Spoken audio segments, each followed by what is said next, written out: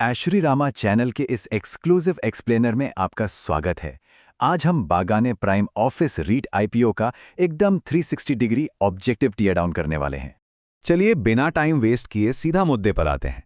3,405 करोड़ का ये इशू काफी चर्चा में है, राइट? लेकिन इसकी असली वैल्यू सिर्फ नंबर्स देखकर समझ नहीं आएगी। हम इसकी एसेट क्वालिटी, फाइनेंशियल हेल्थ और सबसे जरूरी इसके अलॉटमेंट प्रोसेस की उस हकीकत को समझना होगा जिसे मार्केट में अक्सर गलत समझा जाता है। अब इसके मैकेनिज्म में घुसने से पहले हमें ये पूछना होगा, ये आखिर है किसके लिए? देखिए, अगर कोई रातों रात पैसा डबल करने के लिए मल्टी बैगर गेन्स ढूंढ रहा है तो शायद ये उसके लिए नहीं है। ये इशू असल में उन इनकम सीकर्स और एसेट एलोकेटर्स के लिए परफेक्ट है जिन्हें 9 से 10% के स्टेबल और कंसिस्टेंट रिटर्न्स चाहिए। तो ये रीट मॉडल असल में काम कैसे करता है? इसे कमर्शियल रियल एस्टेट का म्यूचुअल फंड समझ लीजिए।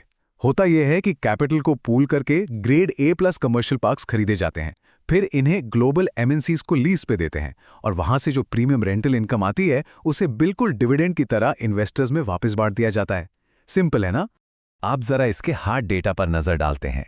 5 मई से 7 मई 2026 तक चलने वाले इस ऑफरिंग का टारगेट पूरे 3405 करोड़ रुपए जुटाना है। अब ये पैसा जाएगा कहां?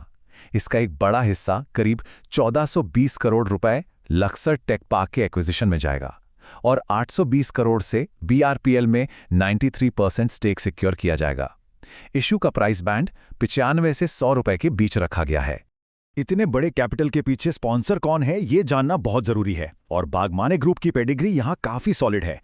पिछले 3 दशकों में इन्होंने 7 प्रोजेक्ट्स के जरिए 29.7 मिलियन स्क्वायर फीट डिलीवर किया है। आपको पता है इसका क्या मतलब है? ये पूरे बैंगलोर के total grade A office stock का 12.8% हिस्सा है। इसे कहते हैं असली मार्केट डोमिनेंस। और इस डोमिनेंस का असली असर इनके एसेट पोर्टफोलियो में साफ झलकता है। बेंगलुरु के एकदम टॉप परफॉर्मिंग माइक्रो मार्केट्स में इनके प्रीमियम एसेट्स हैं। 19.6 मिलियन स्क्वायर फीट के लीजेबल एरिया में इनकी कमिटेड ऑक्यूपेंसी रेट 98.8% है। मतलब खाली जगह लिटरली ना के बराबर है। भविष्य में लिस्टेड ऑफिस रीट्स के बीच ये सबसे बेहतरीन नंबर्स में से एक होने वाला है। अब सवाल यह है कि इतनी हाई ऑक्यूपेंसी कैसे मेंटेन होती है? इसका राज छुपा है इनके शानदार ब्लू चिप टेनेंट मिक्स में।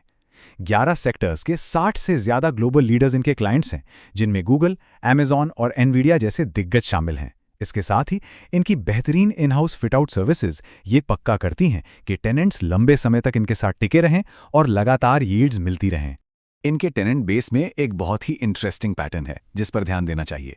इनका पूरा फोकस हाई वैल्यू सेक्टर्स पर है। जरा सोचिए, इनका 74% से ज्यादा ग्रॉस कॉन्ट्रैक्टेड रेंटल्स सिर्फ टेक्नोलॉजी, सेमीकंडक्टर्स और इलेक्ट्रॉनिक्स इंडस्ट्रीज से आ रहा है। ये कॉन्सेंट्रेशन इनके रेवेन्यू को एक गजब की स्टेबिलिटी और रेजिलियंस देता है। और ये स्टेबिलिटी इनके फाइनेंशियल्स में कैसे ट्रांसलेट होती है? रेवेन्यू FY23 के 1979.31 करोड़ रुपीस से जंप करके FY24 में 2255.36 करोड़ रुपीस हो गया है।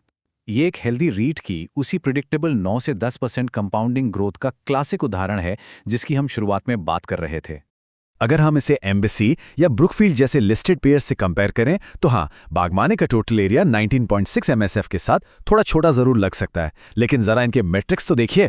98.8% ऑक्यूपेंसी रेट, 107.5 रुपीस प्रति स्क्वायर फीट का शानदार इन प्लेस रेंट और 81% लार्ज फॉर्मेट एसेट्स। इन पैमानों पर ये पूरी इंडस्ट्री को लीड कर रहे हैं। लेकिन रुकिए, हर सिक्के के 2 पहलू होते हैं। ऑब्जेक्टिव एनालिसिस के लिए हमें रिस्क को भी गहराई से समझना होगा। इनका लगभग 80% रेवेन्यू सिर्फ टॉप 3 या 4 पार्क से आता है। ऊपर से टेक सेक्टर पर इतनी भारी डिपेंडेंसी का मतलब है कि अगर कल को उस इंडस्ट्री में कोई स्लोडाउन आता है या mark to market realization fail होता है तो इनके कैश फ्लो को सीधा झटका लग सकता है। सिर्फ यही नहीं, कुछ सीरियस लीगल और फाइनेंशियल हेडविंड्स भी हैं जिन्हें इग्नोर नहीं किया जा सकता।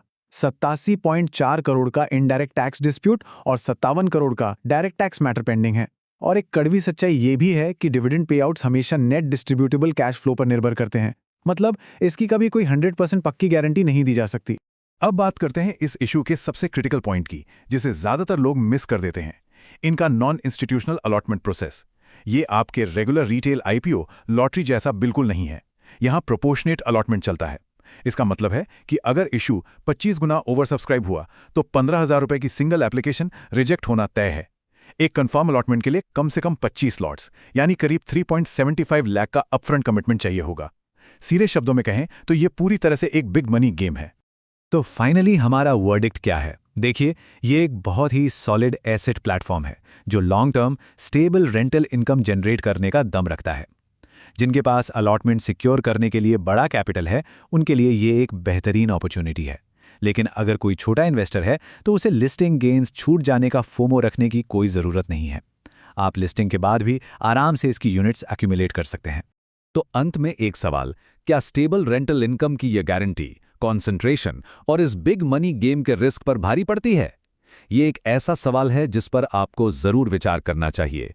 बेहतरीन रिसर्च, डीप फाइनेंशियल एनालिसिस और ऐसी ही प्रीमियम इन्वेस्टमेंट इनसाइट्स के लिए please subscribe to @AshishArama for more exclusive content.